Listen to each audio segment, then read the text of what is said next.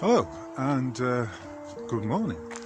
It is another glorious day here in Nottinghamshire. I'm currently walking through Sansom Woods, and from there we're heading east to a little village called Oxton. Now, if you've been paying attention to anything that's been going on this week, and it has been a busy week, in terms of the ship parade, the theatre of the absurd, then one of the things you will have noticed is the continuation of the deterioration that is the 2024 Olympic Games. The latest nonsense, and that's putting it mildly, to emerge this week that caught my eye was, first of all, the ridiculous sight of a triathlete. In fact, there may have been two triathletes who, as part of their event, had been swimming in the Seine. They'd been insane, and at the end of it, they were throwing up.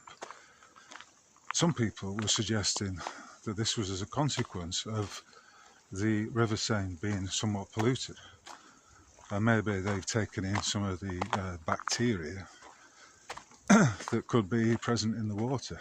I don't know, but one thing I do know is that apparently if you've been swimming in a body of water and you're not quite sure how clean it is, and that you may have taken on some bacteria, have a glass of Coke, because that'll kill it off. What that says about Coke, I'll leave it to you to contemplate. However, I also know that Coca-Cola can be used as a very effective toilet cleaner.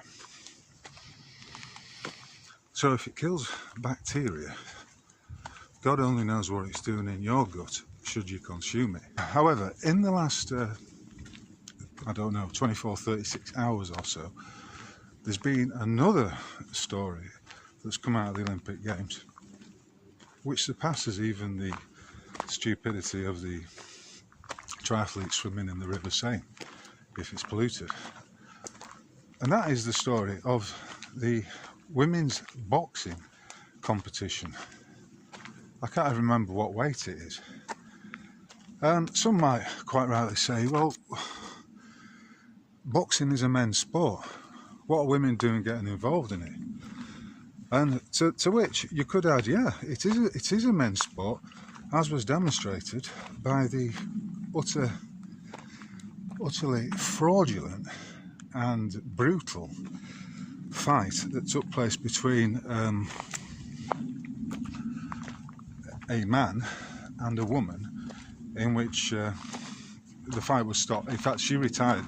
The woman retired after receiving a big blow to the head after something like 45 seconds. But the interesting point is this. I say it was a fight between a man and a woman. Why do I say that? Well, for the simple reason that this individual, this man, had been banned from taking part in a women's competition some time ago on the basis that he had the XY chromosomes. I'm sorry, you can ponce about and address as much as you like, but if you've got X and Y chromosomes, there is only one conclusion. You're a fucking man. So, where are all the women's rights campaigners over this issue? Oh, but he's trans. Anyway, utterly farcical, and as some might say, a disgraceful state of affairs. After all, isn't the Olympic Games about fair competition, about being given the opportunity to demonstrate the prowess of one's individual physical attributes and mental attributes in a competitive and fair environment? Well, clearly not in this case. So it's all continuing to collapse, and this is all deliberate. Everything that we're seeing right now in the media is being socially engineered. it's been constructed this way. The intention is to cause as much chaos as possible, and the controllers will use that chaos to initiate a Hegelian dialectic, a solution, if you like, a synthesis, or what is often called the problem reaction solution strategy, whereby, you know, a problem occurs and lo and behold some mealy-mouthed politician steps forward to offer a solution which is invariably some kind of curtailment of the rights of the individual. The agenda is to foment trouble, civil unrest between the disparate groups, namely the native indigenous peoples of Britain and the immigrant populations. And of course that is a massive distraction from the fact that the enemy within is not so much the immigrants, who are after all but pawns being moved around on the geopolitical chessboard. I mean, they don't know what the fuck's going on. They're only here for the money. They're only here for the handouts. Their motivation to be here is not a spiritual one, or in any sense inspired by a deep love for the traditions and the culture and everything that is that pertains to the Isles of Britain. No, they're not here for that. They're here for the filthy lucre, as I think the expression is. Keir Starmer's reaction, of course, is not to address the issue of what is happening in Britain and how the flood of immigrants causes massive problems, cultural differences, for instance, being but the tip of the iceberg. He comes out and states that the solution to this is digital ID, facial recognition cameras, and all that kind of baloney. And he also, interestingly, made a declaration that the state would be, well, he stated quite clearly that the Mohammedan population and their places of worship, the mosques, would receive special protection. Well, as if they're not receiving a special treatment already. You know, where I live, if I go around and look at some of these mosques, they're actually in community buildings that have been handed over by the local council to the Islamic community. So don't talk to me about special treatment, because they're already in receipt of it. So of course he's demonising the very people that he's purporting to serve. But then again, he hasn't got a mandate. I think there was only a 34% turnout in the electoral in the election. I can't remember the exact figure, but he hasn't got a fucking mandate. And in any event, he's a traitor because he's working for and on behalf of his overlord, the notorious Klaus Schwab of the WEF, Davros by another name.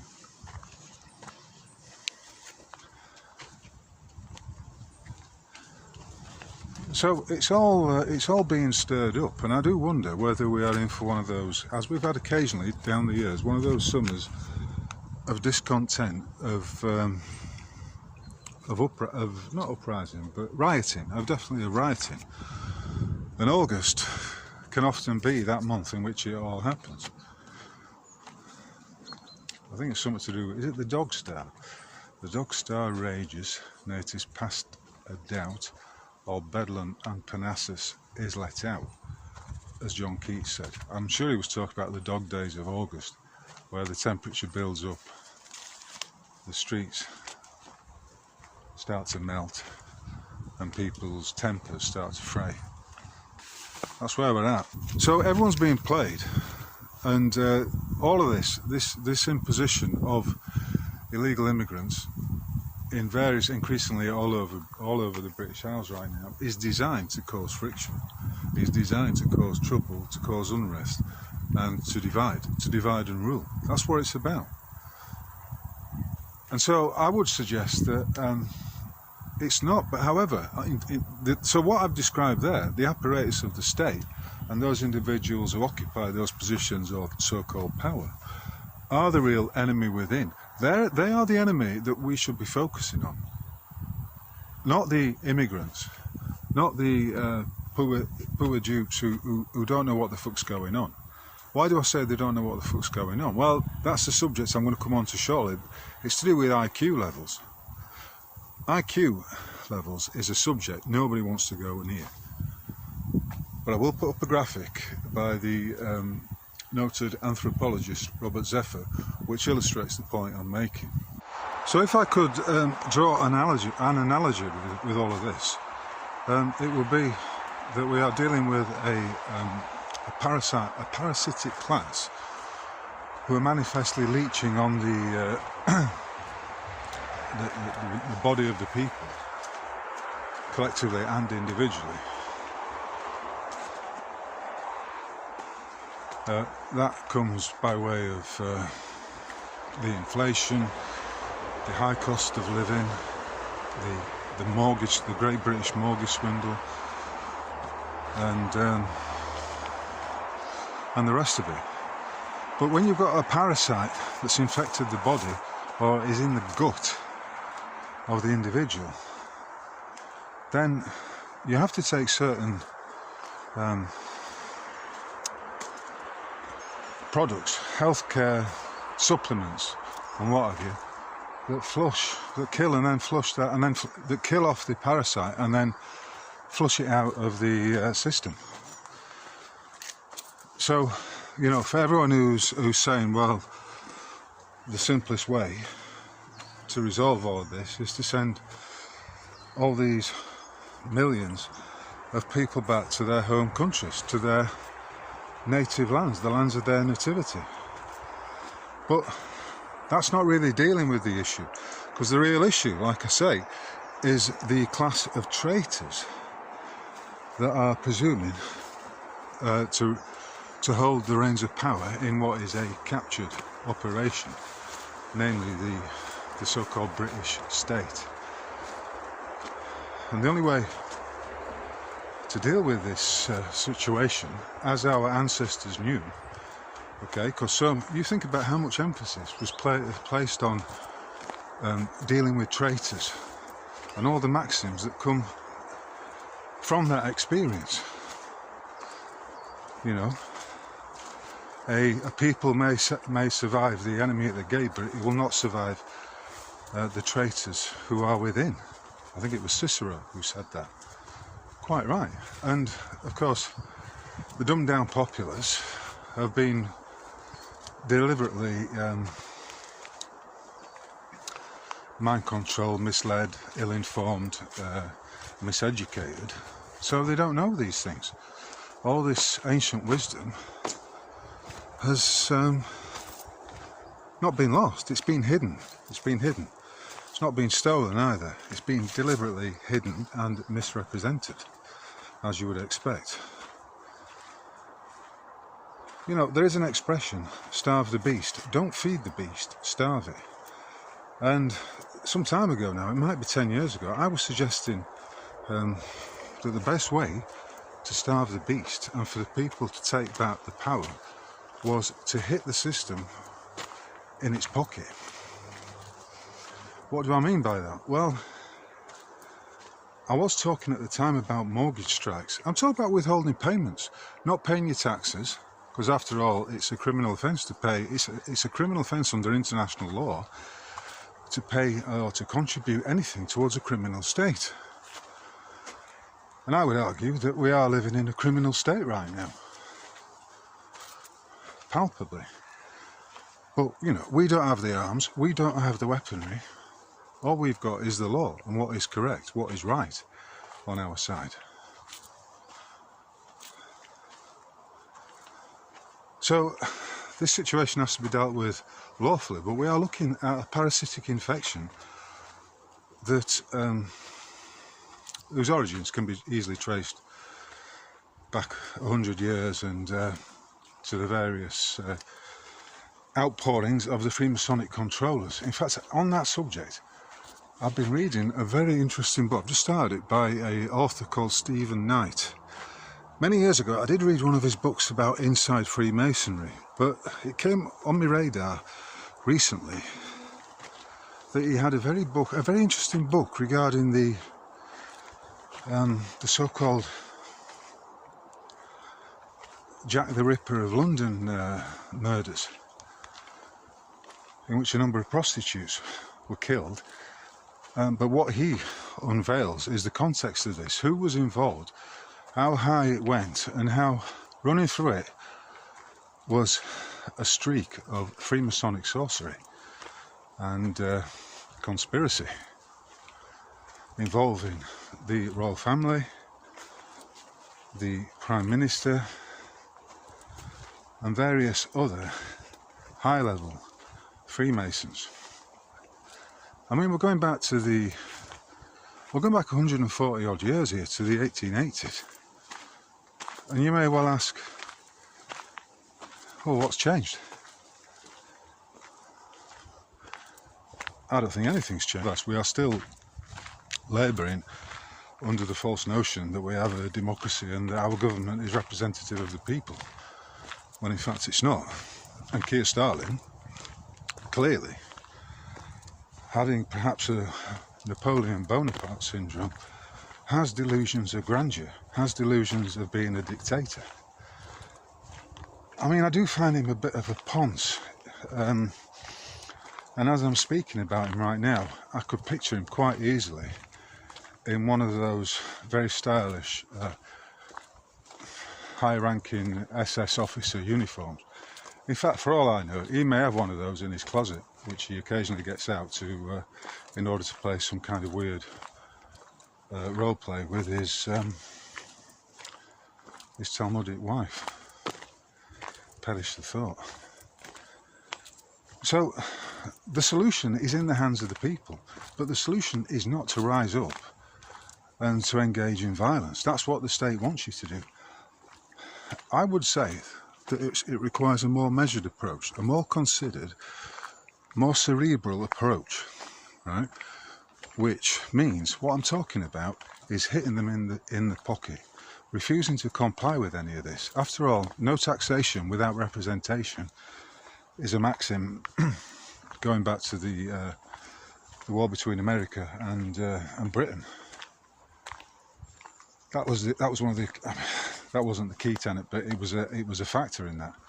And right now, who seriously in their right mind can say that they are represented by any MP who are the 650 who stand or who mostly sit on their fat asses in the Houses of Parliament? Virtually no one. And I would say, well, maybe there are exceptions, but if these individuals do exist and they've not been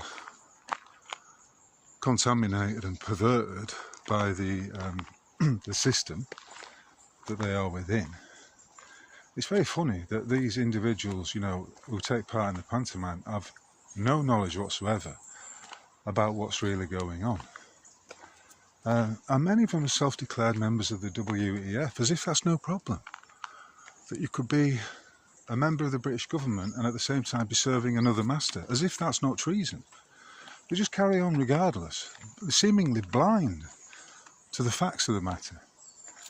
It's willful ignorance, I suppose. But to get back to this issue of hitting them in the pocket where it hurts them the most,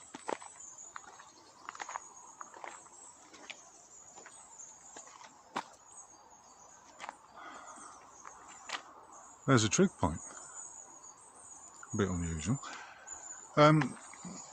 Hitting them in the pocket where it hits them most.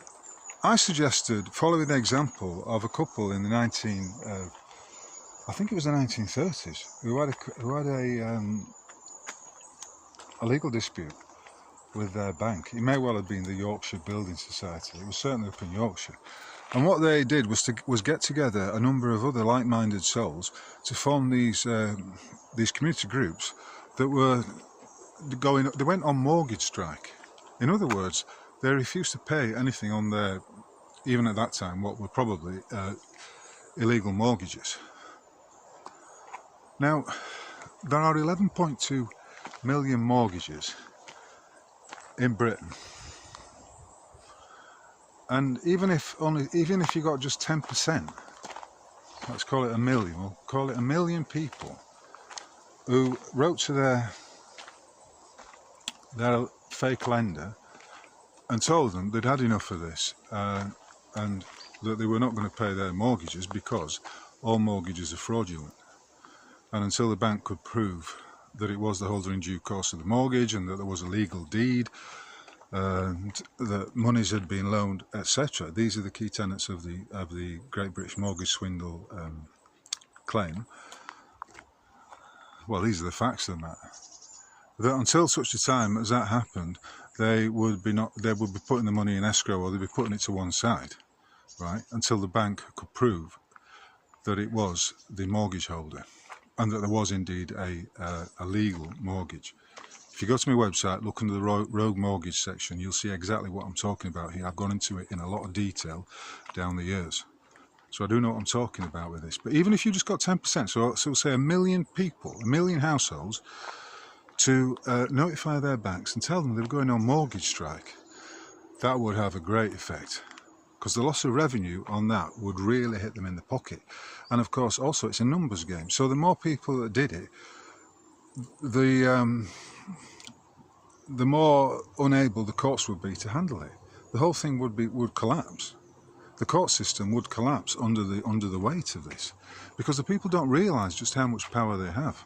Instead of sitting on your arse and hoping that Keir Starmer's going to give you a break, doesn't look like it, because if you're a pensioner, he's taken away your what was it? The supplementary cold weather payments for your heating. That's been taken away by the caring face of these cooks that are presiding in the fake Labour government. So what I'm talking about here is actually, it's interesting insofar as what we're talking about here is how the solution to this, if it is a solution or a way forward, has to be through the law, through lawful means. I'm not talking about the legal system. I'm talking about the rights of man when under the yoke of a tyrannical government. You know, your rights are God-given. They can't be taken away. You can be tricked, you can be deceived into withholding them, but they can never be taken away. Your right to freedom of travel is sacrosanct, which, you know, to get back to Starmer's latest his decree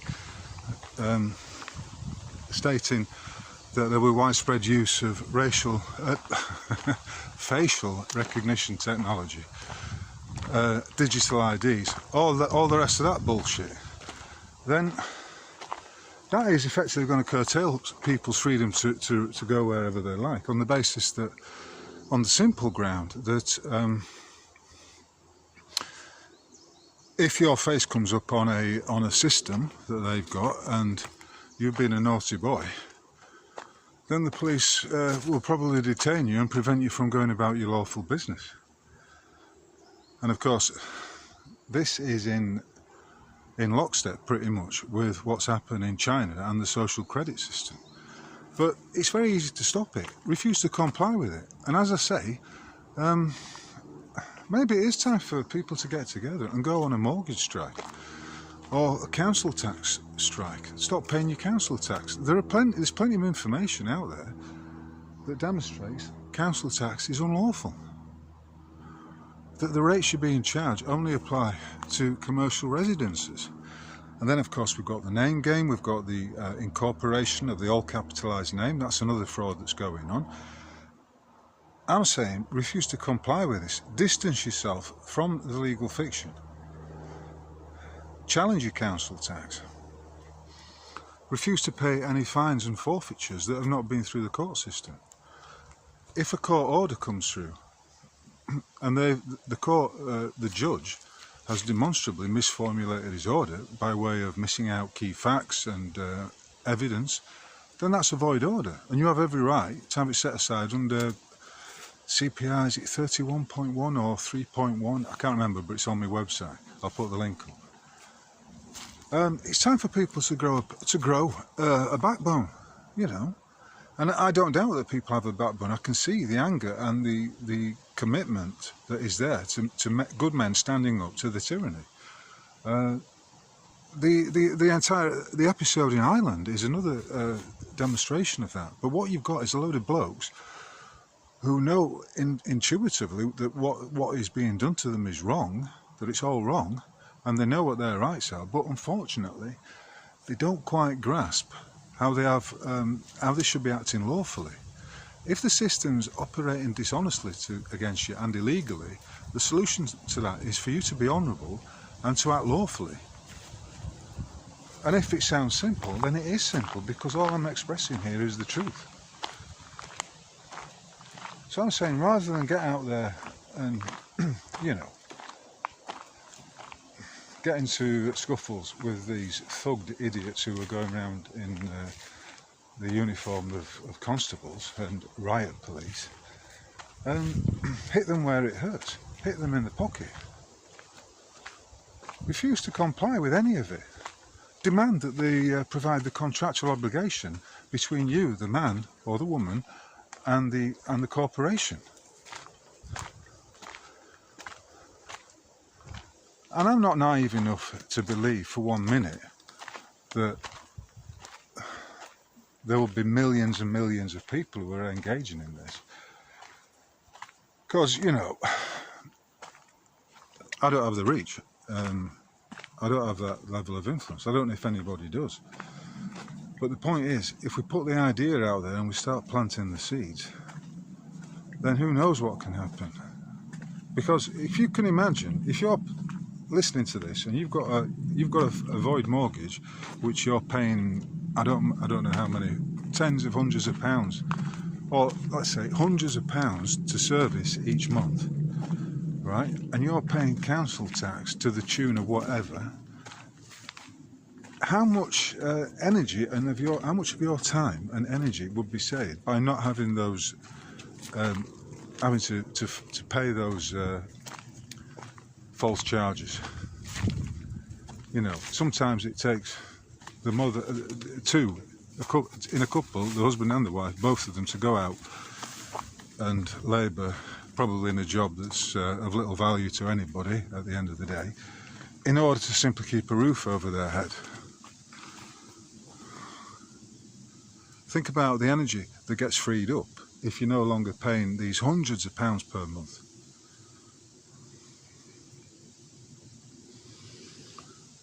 And what I'm suggesting here, and I'm at pains to stress it, is that there is always a lawful remedy. The law must provide remedy to any situation, no matter how egregious.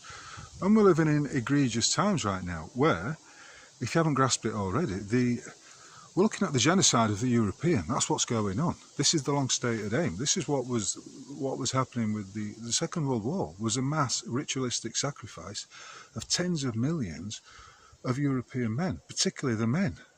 And what a scam they pulled to have, you know, the British, the Allied forces fighting against the Germans. And then, of course, the involvement of Stalin's Soviet Union. All of it engineered by these highfalutin, high-ranking financiers, controllers, and Freemasonic, Talmudic inverters and perverters of the truth. You know, we are living in very perverted times right now. And I do laugh at it. The funniest thing I've seen recently is a shot, and I'll put it up, of, what's he called? Is he called Francois Macron? Macron, micro penis, and his granddad masquerading as his wife. Maybe not his granddad, but his old uncle was going around dressed as a woman, and basically trying to shut up anyone who brings to light any evidence that suggests that his wife was born a man, and this man, somehow around 1979, was no longer heard of, and this this tranny figure became the persona, a persona that somehow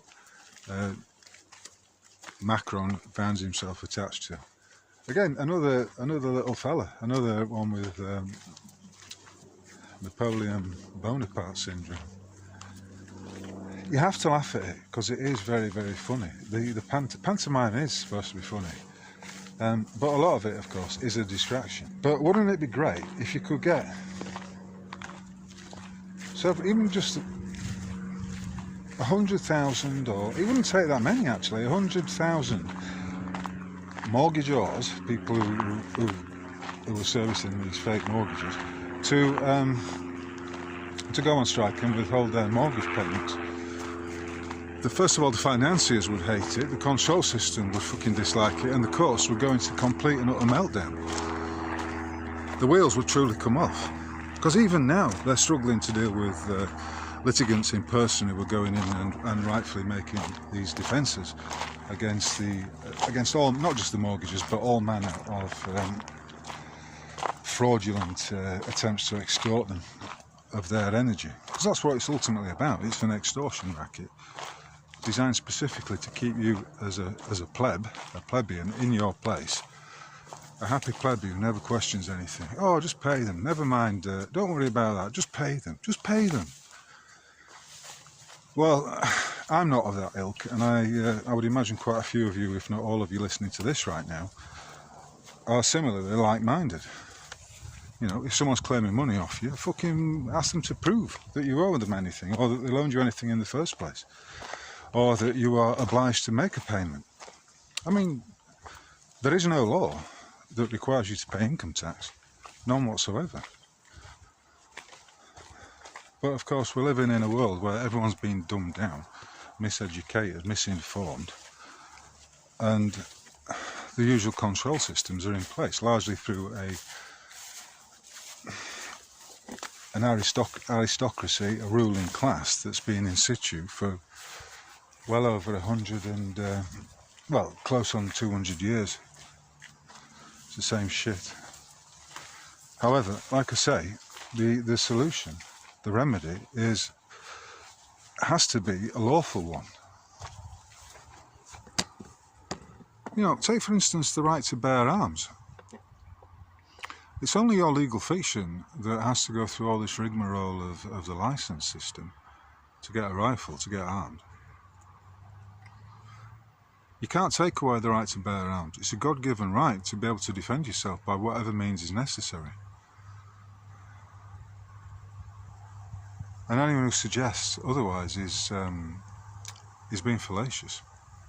And right now, the world is full of fallacy, of misrepresentation, and extreme illogical nonsense. All very interesting, of course, but that's what I would say. But we're up against this miseducation that people simply do not know who they are,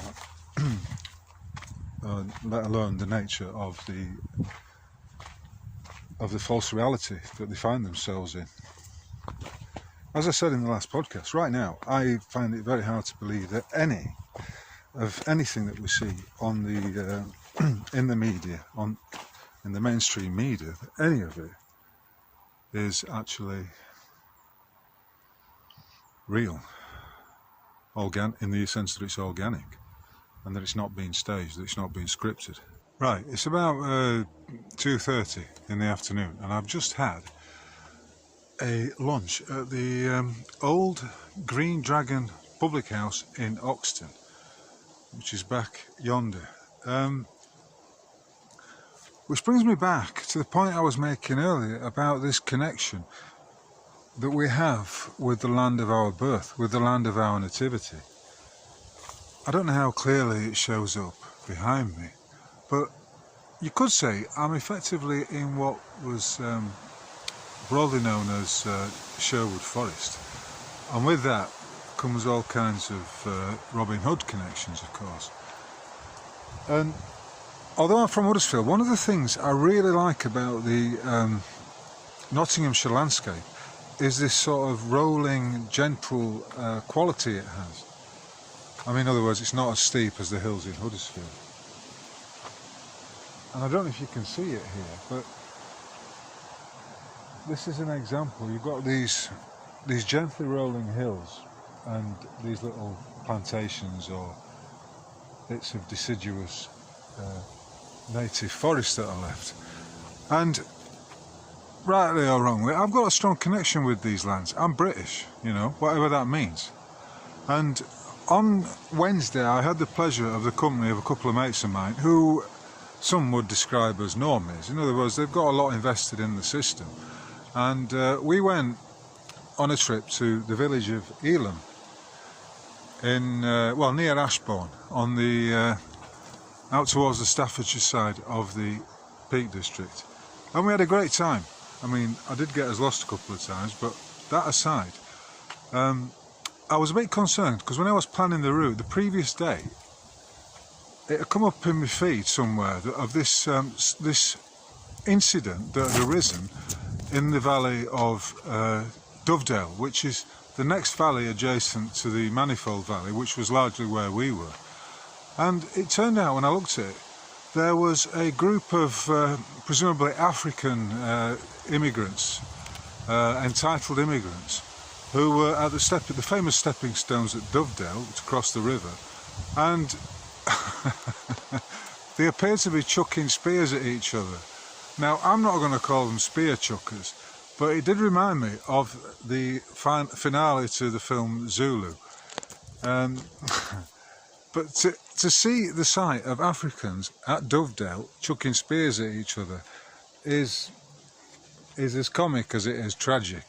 But it brings me back to that point about how none of these individuals from whichever part of the world they're from are here for spiritual reasons or because they have some kind of indefinable love for the land, the culture and the people. That is manifestly not the case. They're here for the fucking money, for the handouts, for the free accommodation, for the generous credit cards that they get from the state. All part, of course, as a programme to replace, a doomed programme to replace the indigenous and native peoples of these lands, of these islands, as we've seen so graphically across not just England, Wales and Scotland, but also in Ireland, particularly right now, where they're having a very, very difficult time. But to get back to this issue of the law, the only way I can see, if we accept that this is the situation we're in, right, this is the de facto position, hordes and hordes, hundreds of thousands, if not millions, of immigrants have come into the country, and that's the situation. That, for whatever reason, however they came to be here, that's the situation we're dealing with. And I'm saying that each and every one of those is, broadly speaking, nothing more than a dupe, a pawn, if you like, on a geopolitical chessboard that's being controlled by the usual suspects. And, you know, George Soros and the Soros Foundation is certainly behind this, what's called them the dinghy people who are coming in. You know, notice how they've got these smart rubber dinghies, they're all wearing life jackets, etc, etc. But on top of that, you've got a lot of criminals coming in. There's no doubt about it. Or at least people coming in who've got a criminal mentality. As we're seeing on a daily basis now, you've only got to go and look at the number of stabbings that are taking place. I read in one newspaper that there were 9 separate stabbings in London last weekend. London, fucking hell, I used to love going to London. I had a mate live down there back in the late 80s, early 90s. It was a fantastic place to go for a weekend, or even any trip. Interesting, I mean a bit pricey, but nothing like the massively inflated prices that we're dealing with right now. But I wouldn't be so keen to go there now. It's not what it was. It's a bit of a ghetto. Well, we're not looking at a lot of these cities, but particularly London.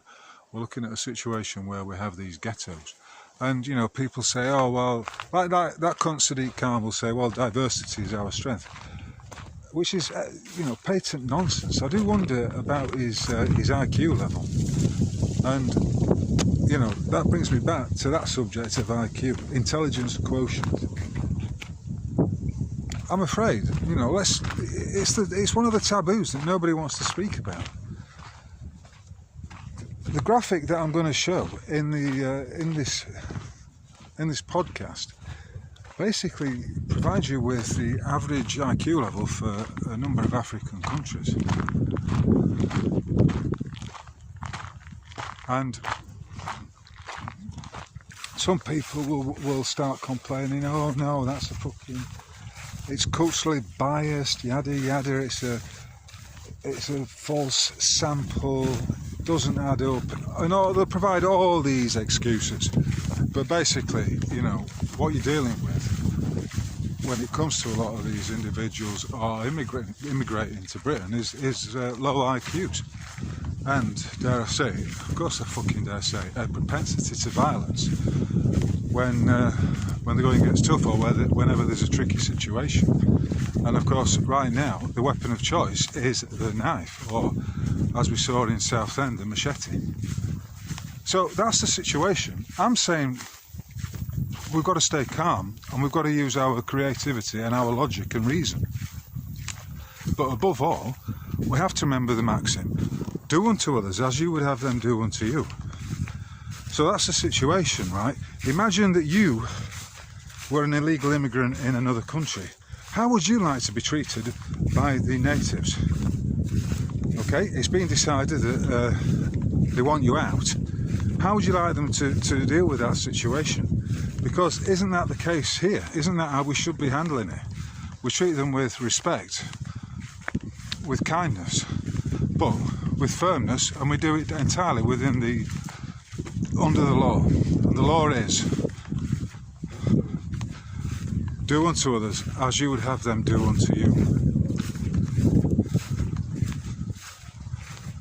And this is why the police are so fucking stupid, because they wade in there with their size 10s, the size 11 booms, and immediately take the side of the state against the native peoples, rather than attempting to defuse the situation. They wade in there, start lashing out, hitting people, and making fucking, no doubt, a number of false arrests.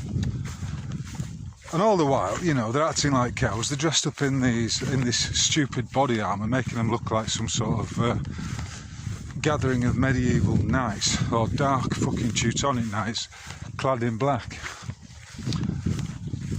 And they don't understand that rule. In fact, many of them don't fucking understand the law. They're on the streets, but they don't know the law.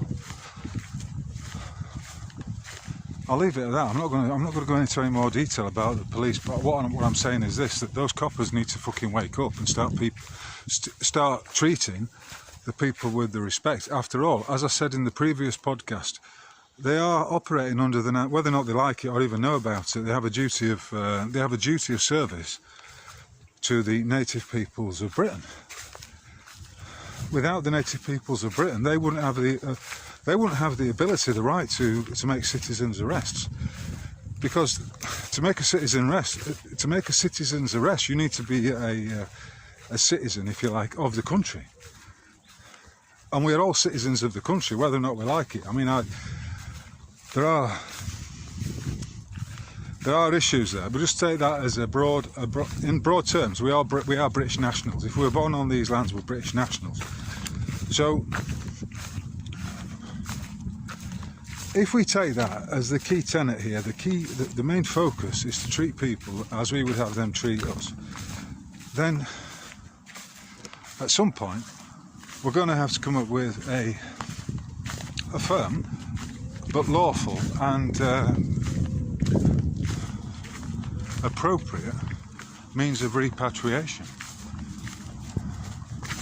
How that will manifest, I'm not sure, but I'll tell you something, it is inherently possible, and it shouldn't be that difficult to organise. But the first thing we need to do is to deal with the traitors, the enemy who are within, because none of this makes any difference. You can go out there, you can go out there on the streets, protest all of this, maybe set off a firework near a mosque. I'm not saying you should do that, but the point is, your energies will be better placed elsewhere. If you're feeling angry and frustrated and thoroughly pissed off with your government, the government right now, good. You should be. However, what I'm saying is, rather than go out and kick a few heads in, or do something that's against the law, take this energy, this anger, and refocus it, rechannel it into doing something that is standing up to the parasite class, to the fake overlords like Starmer, and of course the one ring that controls it all is the financial system. So what I would say, as I was detailing before, is stop paying these cunts. Do not comply and withdraw your funding of them. All perfectly lawful, as I outlined earlier.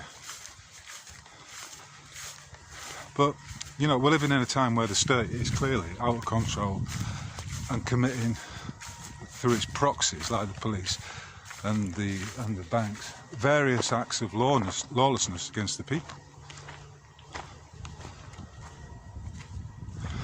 That's where we're at. They are the enemy within. And what's the simplest way to deal with those parasites? It's to cut off their source of nourishment. The one thing that they're all dependent upon, the one thing that they're all striving for, namely the filthy lucre. And again, if it sounds simple, then that's it, because I'm only expressing the truth. You've got the fat cats in the councils who are fleecing you with unlawful or illegal council tax demands.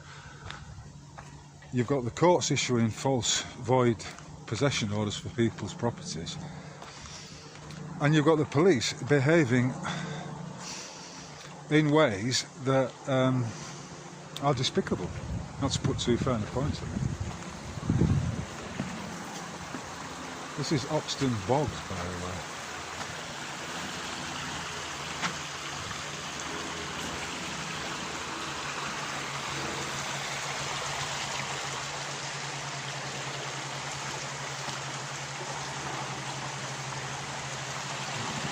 So if you really want to do something, you really want to get in touch with people who are of the same resonance as yourself, who've had a gutful of it all, I would suggest find out where there are evictions taking place near you and help those individuals who are taking on the might of the banks and the courts. There's a lot of it going on right now. I'll put the links up. I think there's a Telegram group which will be is worth looking into. I'm not on Telegram myself, although I am currently on Facebook and Twitter, so if you're on either of those, and Substack, if you're on either of those social platforms, then please give us a follow, although to be honest I'm getting very, very fed up with it. I don't have I might have the freedom of speech on Twitter, but it's manifestly the case that I don't have the freedom of reach. In other words, it's censorship by any other name. So, yeah, don't for 1 minute think that you're powerless. But don't for 1 minute think that getting on the streets and causing a ruckus is doing anything other than playing into the hands of the controllers. I mean, do you really want to be under the control of that slimy toad Keir Starmer? Another mangina, another man with clear authority issues insofar as he's got a Bonaparte complex, small man syndrome, and wishes to dominate and dictate every fucker. You see, the bottom line is, he thinks he's better than you. They all do. They think they're so superior to you that they can make decisions without your consent.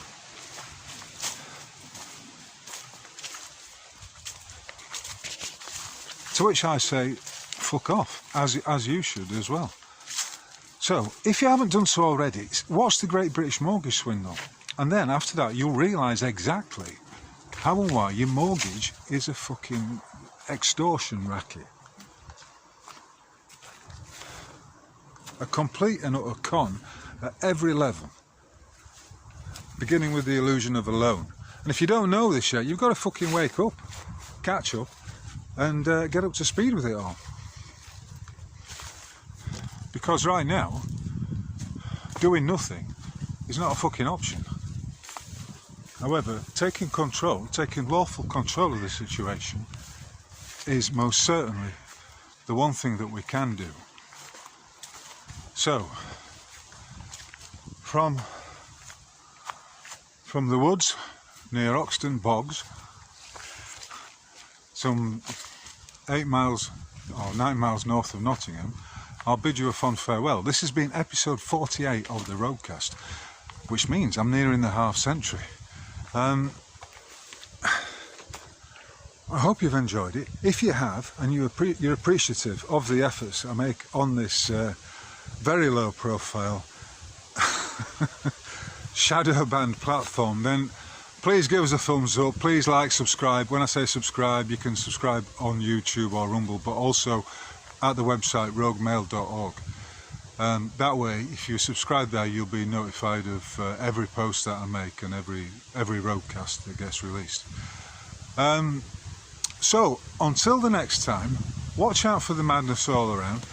Stay lawful, stay strong, and remember, take no shit. Adios. Catch you on the flip side.